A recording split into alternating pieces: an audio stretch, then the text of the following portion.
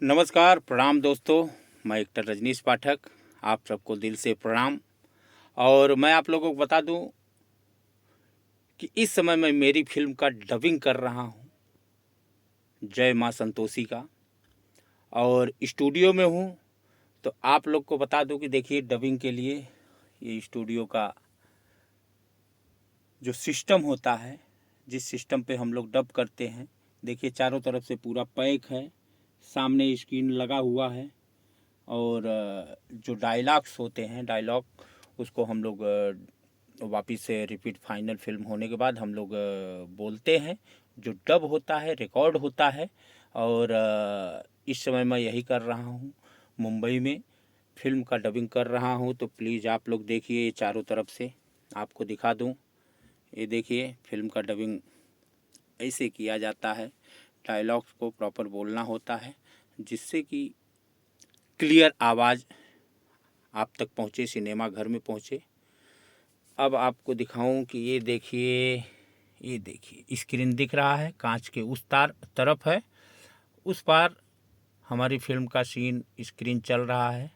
और मैं यहाँ से अपने डायलॉग्स रिपीट कर रहा हूँ, बोल रहा हूँ, जिससे डबिंग हो रहा है। तो डबिंग के लिए बहुत मेहनत लगता है दोस्तों। पूरा पैक है, इस समय दिखा दूं एसी है, लेकिन एसी हम लोग चला नहीं सकते।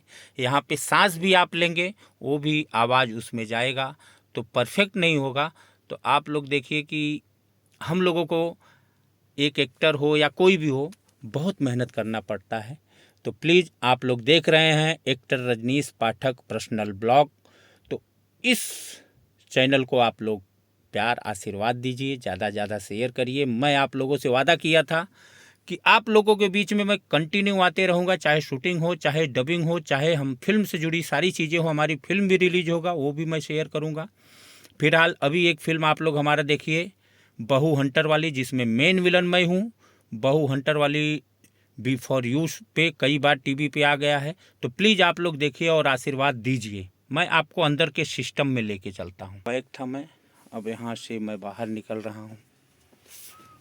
आप लोगों को दिखा दूँ, ये देखिए, ये आ गए हम।